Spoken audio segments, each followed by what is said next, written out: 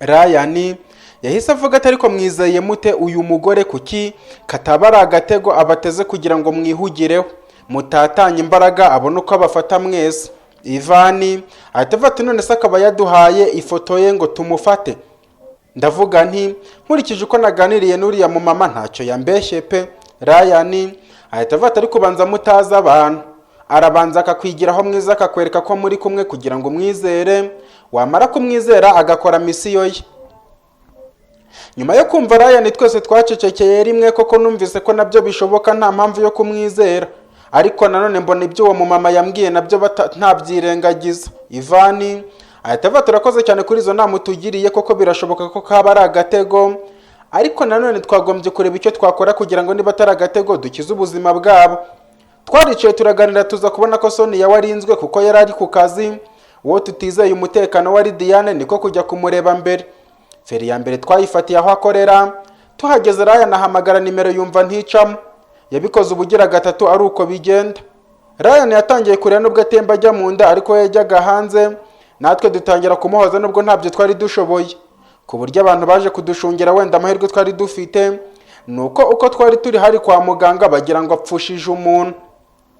Ivan nawe yakomeje kurira avuga ko cyane ko apfuye, ngezeho mbona ntakomeza kumushungira nkuko abandi barimo kubikora. Sinzi uko nabonye umuganga atambutse mpita nihuta musanganira ngo mubaze aho Diane ari. Namugezeho ndamusuhuza gusa mbona ntanyitayeho, ntangira kumubaza niba yabaza aho Diane ari. Ahita ati niba ushaka kumenya aho ari jya mu buyobozi bahakubwire cyangwa ujye kubaza iwabo kuko nibo bamushinzwe naho nge ntacyo nshinzwe hano. Ndamubwira nti ariko nanjye simbabajije nyobeye ko iwabo bahari, mubishatse mwambwira. Ahita nsubiza ati wintesha umwanya hano nifitiye byinshi byo gukora, nakurangiye aho bariza niba utahumvise umbwire ngo usubiriremo. Nabuze icyo ndenzaho nibaza ukuntu abantu nk'abo babaho noneho bakaba kwa muganga, nibaza serivisi yaha abarwayi baje bamugana. Numvise ncika intege nshaka gusubira aho ba Ivan bari, ariko nabwo mbona ntakomeza kureberera ntaza amakuru ahamwe, niko kubaririza ku muyobozi abariho njya. Nagezemo ndicara gusa umutima watereraga hejuru, ndangije ndamwibwira mubaza niba Diane yaje mu kazi. Ahita avuga ati namenye umushakira iki. Ndamusubiza nti mbese nakurebye ni umuntu umushaka kandi arimo ararira cyane, amarira yenda kumushiramo, kereka niba mushaka kubona umurambi imbere y'ibitaro. Ahita avuga ati uravuga iki se shako ntacyo ntoramo. Nabuze aho mbihera ariko nanone mbona ntinavugisha ukuri, umuyobozi atampa amakuru nifuza kumenya. Ndavuga mwereka amafoto yose amaze kuyareba. Ahita ati kunyereka amafoto urashaka ngo nyamaze iki. Ahita avuga nahise mubwira nti aya mafoto twayakuye ahantu hari ibyihebe, aba ni abantu bari ku rutonde bashakwa ngo bice. Ubwo rero twari tuje kumureba ngo tumubwire dushaka uburyo yatabarwa hakiri kare. Ahita avuga ati uravugisha ukuri se cyangwa nawe uri muri ba batekamutwe. Nakuye ikarita mu mufuka ndayimwereka, amaze kuyibona ahita ati manager wa company nini kuriya ntiyabeshya ndabyemeye, ahubwo se ubu nkora iki ko mwatinze mukaba musanze bamaze kugenda. Mpita mvuga nti bagiye se bwana muyobozi. Ahita avuga ati uyu munsi nabohereje mu mahurgurwa ahantu kure kandi bazamara y'icyumweru, musanze bamaze nk'isaha imwe bagiye. Yavuze gutyo numva ncitse intege nibaje niba batagera mu nzira ngo babagirire nabi. Ahantu umuyobozi yari yambwiye ko hari kure cyane, nanone mbona tutabakurikira nkiri muri ibyo. Ahita ati none se aya makuru mwayatanze mu nzego zishinzwe umutekano. Ndamusubiza nti twanze kuyatanga kuko iyo bamenye ko tuwayatanze noneho n'uwo mu muryango wanyu ntasigara. Umuyobozi ahita ati kandi koko ubu se tubigenje gute. Twakomeje kuganira na wa muyobozi w'ibitaro kugeza aho twabuze umwanzuro dufata. Ngeze aho ndamushimira ku makuru yaramaze kumpa. Ngiye kugenda nibuka wa muganga twahuye akansubizanya umujinya, mbona ntagenda ntamubwiyeho umuyobozi. Mpita mvuga nti uruzi yaba abaganga bawe bose bakira abaganga nkawe. Ahita avuga ati hari uwabakiriye nabi se. Mpita mvuga nti ubwo narinje nahuye n'umuganga w'umumama, mbese namubwiye byose amaze kubyumva. Ahita avuga ati niba ari uwo ntibyantungura, uriya yahawe amahirwe ya nyuma yo kwisubiraho ngo atazirukanwa kubera imyitwarire y'idahwitse. Noneho urumva abandi bagiye mu mahugurwa warasigara n'ubundi kubera amakosa ye, wasanga ari wo mujinya yarari kugutura. Mpita mvuga nti ariko nanone niba ahawe amahirwe yo kwikosora yakagombye kuyabyaza umusaruro aho kuyangiriza. Muganga ahita ati abantu b'umutima nkawe nibo batekereza gutyo, naho bariya bo babona ko kubahana ari ukubanga. Nyuma yo kuganira n'umuyobozi w'ibitaro nagarutse aho ba Ivan bari, yari maririra noneho ibitaro byose byari byamwuzuriyeho. kubona aho ntoborera ngo mugereho byasabye kureba hari abantu b'intege nke nkanjye akaba ari honca. Nkimugeraho nahise mufata akaboko ashaka kundwanya ariko Ryan aramfata amfasha tumukuraho tumwicaza mu modoka. Mpita mvugana ariko se kurira ubundi wigeze umenya ko ari kuki utaketse ko yasigaye mu rugo? Ahita avuga ati ndabizi ubu bamutwaye byarangiye kuko mu gitondo twavuganye ambwira ko aje ku kazi. Mpita mvuga ntituza rero nkuzaniye amakuru meza. Ahita avuga ati oya wimbeshya ndabizi urangira ngo nkunde nishime. Ivan nese mubwira ntikubizi ko ntaseka mu kababaro ukabona naza nkubeshya ko nza aho ari kandi ntahazi. Wibuke kwikiza kuri wowe ari nacyo kiza kuri nge kandi mu bihe nk'ibi aribwo dukeneranye ngo dufatane. Ivan yaratuje ngo yumve ibyo mubwira ndangije mubwira byose nari maze kuganira n'umuyobozi w'ibitaro. Amaze kubyumva ahita avata ari kuzi ko nari nabyibagiwe kandi yanyohereje message ambwira ko agiye kugenda. Twese duhita tuvuga ati nta byawe kabisa. Ahita avuga atagaho akari kundi karahandurika ntabwo muzi kubura ukunda uko bibabaza. Ryan ahita avata ari kubanza abakobwa baranabaroze. Nge nari numiwe kabisa uzi ko narebaga Ivan uri kurira nk'umwana nkumva namusiga nkigendera. Ndamusubiza nti impamvu uvuga gutyo nuko nta urakunda ngo umwimariremo. Ahita nsubiza atariko nanjye mfite abakunze reba Chantal Teta. Ryan yarondoye benshi nkuko bisanzwe akabigasekwa nka keza tutitaye ku bihe twarimo twese twasekeye icyarimwe. Mpita mvugana ariko wagiye umenya ibihe turimo basi. Aransubiza ati none siyo ntahaba muba musetse nabyo birega biba bikenewe. Twakomeje kuganira mbabwira no kuri wa muganga nabo baramunenga gusa nanone banshimira ubutwari nagize bwo kujya kwishakira umuyobozi. Twakomeje kuganira twibagirwa ko na Sonia yari mubona agombaga kujya kureba nkamubwira amakuru yose kugira ngo byibuze yemera abarinzi. Twese dukomeza ku kazi mu minota mike twari tuhageze mbanza kujya kureba Sonia musobanura byose namwerekana ya mafoto amaze kuyabona. Ahise avata ubuse nako noneho hari umukobwa w'inshuti yanjye niho ndajya kuba nibereye. Mpita mubwira nti kuri uwo mukobwa ni mwijuru se? Aransubiza ati urumva bahita bahamenya se kandi ari wowe wenyine mpabwiye? Ndamusubiza nti ariko ubundi mbwiza ukuri kuki utemera kurindirwa umutekano? Ahita avuga ati sinjye nkunda bari abantu kuko iyo urebye nabi nibo bakugambanira ikindi kandi batera ubwoba abaturanyi kandi ntazabagumana. Mpita mvuga nti none se ugiriye imbabazi abaturanyi? Sonia ahita avata si ibyo mvuze kandi niba unkunda by'ukuri ugomba kunyumva icyo ntashaka nicyo kintu cy'igikabyo. Sonia numvise nteye umujinya kuko ntako ntamusobanuriye ariko arangarananira.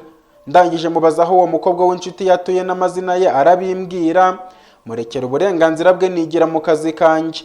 Nkigera hafi y'ibiro byanjye nahise nkubitana na Madarena utaraboraga inkuru ambarira buri uko duhuye. Ahita avata boss ariko hari amakuru numvise gusa noneho ye nayagize ibanga kuko numvise ateye ubwoba pe. Ndamubwira nti ayo makuru wabitse ni makuru ki? Ahita avuga ati nyine buriya mukanya nagiye mu rugo ngiye mu karuhuko ka saa sita ariko navuye y'umutima wansimbutse n'ubu ndi gushaka aho ndahungira n'umwana wanjye nahabuze. Mpita mubwira nti byakugendekeye bite se kandi? Madarena ahita avata nyine hari umukecuru duturanye bishe kandi numvise ngo impamvu bamwishe nuko muziranye natwe ubu bwoba bwadutashye ngo turapfa kuko tuziranye. Namaze kumva ayo magambo ya Madarena numva ko ntawe utarabimenya gusa nanone nibutse ko inkuru yamenywe na Madarena iba yamenywe na bose nabyo binca intege kabone ko twari twohereje abarinzi bo kurinda Jane mu buryo bw'ibanga. Mpita mvuga nti ese nibyo humura nta kiba rwose ibyo bakubwiye n'ukubeshya. Ahita mbaza ati Icyizere ravugisha ukuri se? Ndamusubiza nti hitse umutima mu nda wikorera akazi nk'ibisanzwe witahire mu rugo ukora byose. Madarena ahita avata urakoze cyane kumara impungenge buriya rero nubwo ntazi kubika amakuru ariko nanone sinzi gukwirakwiza ibyo ntigereyeho niyo mpamvu iyo nari nayigize ibanga. Ndamusubiza nti uzagerageze n'izindi zose uzigira ibanga. Ahita avuga ataho naba nkubeshye boss. Nyuma yo kuganira na Madarena nakomeje mu biro byanjye ntangira gukora akazi nubwo hari hafi ya ntabyo kuko najyaga kugira icyo nkora nkibuka ibyabaye byose nubwo ubuzima bwanjye buri mu kaga. Nkiri mu kazi nagiye kumva numva isasu rivugiye imbere y'ikigo cyacu.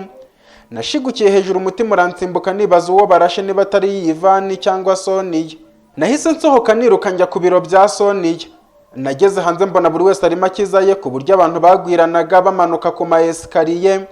Mu kugera hasi dore ko Sonia yariho yakoreraga ninjiye mu biro bye nsanga nta muntu urimo. Twageze hanze twese mbona abakozi bose bahagaze hano hari ikibuga kinini ari naho twari twarateguye ko haramutse habaye ikibazo twajyamo. nagezemo ntangira kuzenguruka nshakamo Sonia ariko simubone. Sinzi uko nakubitanye amaso na Madarena mubaza niba nta Sonia yamboneye. Ahita bati boss imbere gato yuko isasu rivugana mubonye asohoka ariko sinabonye aho yarengeye. Mpita mvuga nti uravugisha ukuri wamwiboneye? Aransubiza ati namubonye rwose nubwo amaso yanjye ari ay'abakecuru ariko ntiyananirwa gutandukanya Sonia n'abandi bantu. Ubwoba bwarantashye umutima utangira kunsimbuka. Nongeye kwibuka umunsi wa mbere duhura. Ubwo nari nje kukaza kanyakira neza nongeye kwibuka dusangira ka cyayi nongera kwibuka umunsi aza kantekera mu rugo tugasangira ibiryo biryoshye. Nakomeje kwibuka ibihe bya kera twagiranye. Nibuka ukuntu namwinginze ngo mushakira abarinzi akabyanga intege ziracika nicara hasi. Natangiye kubona abasore benshi batwaye imva ndetse inyuma yabo hari abantu benshi barimo barira. Narebye abari bayitwaye mbona bose ndabazi. Nanjye mpfa kubakurikira nubwo ntari nzi uwapfuye uwo ari we. Twakomeje kugenda tugeze ahantu mu irimbi bamaze kururutsa yamva. Sinzi uko mu bamama bari inyuma nabonyemo Madarena mpita niruka musanga. Ntangira kumubaza uwapfuye uwo ari we. Madarena aho kunsubiza yatangiye kurira nubwo nabuze aho mpera. Ariko mu bushobozi buke bwanjye nagerageje kumuhoza ariko biranga. Muri uko kumuhoza hari umugabo wahise aza aho twari turi aratwitegereza wabonaga ameze nk'ikihebe. Ahita avuga turararira urarira iki? Cyangwa ni wowe mama we ngo nkoherereze ikuzimu mujyane? Uwo mugabo yahise akura imbunda mu mufuka ntegeka njye na Madarena kutava aho turi. Arangije arasa hejuru abandi batangira gukwira imishwaro. Birangira nsigaye njye na Madarena twenyine. Hahise haza abandi bagabo nka batanu bose wabonaga barahaza amatabi ubwoba buranyica. Madarena atangira kubinginga ngo batureke ariko nanjye mbabaza impamvu badufasha. Wa mugabo ahita avata ubu mugiye gusubiza ibibazo byose turi bubabaze kandi uwiha kubeshya nta mbabazi agirirwa. Ako kanya bahise bazana isanduku bayitereka imbere yacu. Wa mugabo ahita avuga ati iki nicyo gikwiriye umuntu wese ugerageza kutubeshya, ariko nimuvugisha ukuri uwo muza kuturangira niwe ujyamo mu cyimbo cyanyu. Ndavuga nti kubeshya si ibintu byacu kandi n'uyu mugore turi kumwe ntajya abeshya. Ahita avuga ati okay ntiriwe mbica kure, uyu mukobwa wapfuye nta cyaha yakoze yazize kuba ari inshuti n'umwicanyi. Nkurikije uko uyu mugore yariraga nkabona uko mwamwitagaho nta kabuza muziranye n'uyu mukobwa ndabeshya. Madarena ahita avuga ati ntabwo mubeshya rwose twakoranaga kandi yari umwana witonda. Ahita avuga ati wenda abona ugeza ku cyo nshaka kabisa. Bose bakubitanye ibiganza bishimye nubwo ntashoboraga kwinyeganyeza kuko bari bantunze imbunda. Madarena avuze ko ari umukobwa dukorana nahise nikanga mpita mubaza uwo ari we. Ataransubiza wa mugabo ahita avuga ati ubwo rero utangiye kwijijisha nkaho utamuzi kandi uyu mukecuru nabonye muziranye. Ndavuga nti si ibyo rwose ahubwo nanjye wapfuye simuzi. Ako kanya wa mugabo yahise nkubita urushyi arangije acira isura undi wari uhagaze hirya ye. Nashigukiye hejuru mbona Ivana mpagaze iruhande. Avuga ati muvandimwe kuvuza induru biti? Kwari uko ugize amahirwe abantu bakaba bavuye hano naho ubundi ntiwari kubakira. Nese mpaguruka ntangira kureba hirya no hino bya kigabo. Bya bigabo ndabibura mbona na Ivana wenyine uhari. Ntangira kwireba ngo ndebe ko ndi muzima nikora ku mubiri wese nsanga ntacyo nabaye. Mpita mvuga nti aha turi ni hese muvandimwe? Ivani ahita avuga ati ntubona ko turi ku kazi se? Ndamusubiza nti none se babagabo bagiye hehe? Madarena se baramutwaye? Ivani yarasetse arongera araseka nanjye ariko nkomeza kwireba ngo numve niba ntageze mu ijuru. Hashize akanya ahita avuga ati iryo ni isasu rimwe ryavuze riguhahamuye bigezaho. Akivuga gutyo nahise nsubiza amaso inyuma nibuka uko byagenze. Nongera kwibuka aho narindi na bya bigabo ndangije byose mbibwira Ivana amaze kubyumva. Ahita avuga tuzi ko ntari nzi ko abantu basinzira ku manywa, noneho igihe nka kiriya buriya nakomeje kukwitegereza ngira ngo wenda uricaye utegereje ko abandi babanza kugenda. Mbonye usigaye wenyine nibwo mvuze ngo reka nkwegere nkubaza impamvu udasubira mu kazi. Mpita mvuga nti Sonia wamubonye se? Ahita avuga ntumbajije nuko byagenze kugira ngo dusubire mu kazi none uwo ubajije mbere ni Sonia. Ndamusubiza nti erega ndahangayitse mbwira byagenze bite, ninde warurashe, niki bari barashe? Ivani yese avate nyine tukigera hari abashinzwe umutekano bahise baza batangira gushakisha hose babura umuntu urashe, niko kutubwira ngo dusubire ku kazi. Barakomeza basakisha kandi baraturindira umutekano. Ivani mpita mubwira nti none se ubwo ni gute babura warashe kandi yarasiye hano hafi, ikindi kandi ko nzi ko badatuye kuri? Ahita avuga ati wasanga ari nk'isasu ryacitse umwe muri bo wenda urumva ko batari kubitubwira. Mpita mvuga nti none se Sonia hari uwo wabonye? Ivani ahita avuga ati gabanya ubwo wana. Ako kanya twavuye aho dusubira mu kazi nkuko abandi bari bagasubiyemo, gusa sinari kunyurwa ntabonye Sonia. nahise nyura ku biro bye nsanga birafunze. Nkibona bifunze nahise mfata telefone ngo muhamagare, nitabwa na wa mugore uvuga ngo nimero uhamagaye ntibashije kuboneka, mwongere mu kanya. Nabikoze nk'inshuro 10 ariko bansubiza, ubwoba buranyica, intege ziracika mbura icyo nkora. Ivan nawe yamenye ibyo ari byo, ahita bati muvandimwe ndakeka iki yaba ari we barashe abashinzwe umutekano batari kubiyoberwa. Mpita mvuga nti none se ni gute ntamubona mu biro bye na nimero y'ikaba itari gucamo?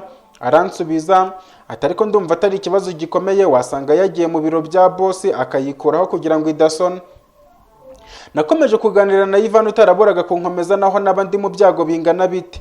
Ngeze aho nemera ko wenda kubwo kuba umutekano we mu kazi yayikuyeho ku bushake.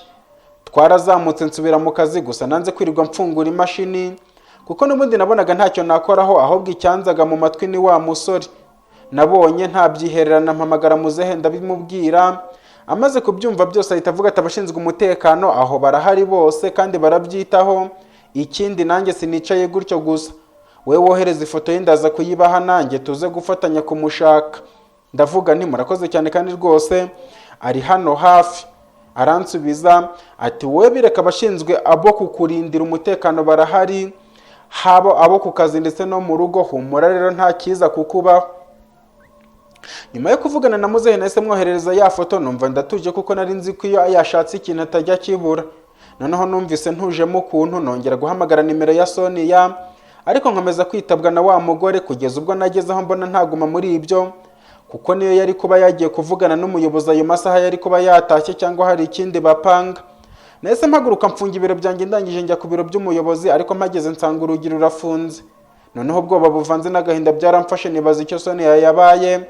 Nongeye kureba ya message b'abantu bari baranyoherereje ko nzabura uwo nkunda wese. Mpita nibaza nti ni iki cyanjyanye mu rukundo kandi nzi ko ndi mu bibazo nk'ibi koko? Byose ni amakosa yanjye, nari kubanza nkareka bigakemuka nkabona ubushaka inshuti. Ariko se nanone ko Sonia twakundanye ntacyo nishinja usibye gushaka umuvandimwe wanjye byonyine. Tekereza niba ari we bishe, ariko se nanone yaba yaragiye inyuma kumara yiki? Ariko nanone wasanga bamukuye mu biro bye bakamujyana hari inyuma. Nakomeje kwibaza byinshi, rimwe nkihumuriza ariko nibutse ko namanutse nasanzwe ibiro bye bifunguye, nagaruka nkabona bifunze. Nibaza uwabifunze uwo ari we, niko kwigira inama yo kumushakisha. Nahise njya kuri Helene umwe natinyaga, ngeze ku biro bye ndakomanga mpa karibu. Nyuma yo kwicara ahita avuga ati ko mbona usa n'utishimye byakugendekeye biti? Humura ya nama yimuriwe ejo kandi niba uko wabinyeretse ari ukuri ntacyo uzaba, ukuri teka gutsinda ikinyoma. Ndamusubiza nti ibyo si byo bimpangayikishije, ahubwo mpangayikishijwe na Sonia ntari kubona kandi na nimero y'ikaba idacamo. Ahita mbaza ati none se hari ikibazo mwagiranye? Ndamusubiza ntacyo rwose, ahubwo mfite ubwoba bw'uko ari we barashe. Ahita avuga ati ubwo se baba bamurashe bamuhora iki?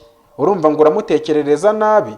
Uzi ko wagira ngo ntiwari uhari? Abashinzwe umutekano batubwiye ko nta muntu n'umwe wigeze agira ikibazo kandi baraza gukora iperereza bakamenya aho ryaturutse.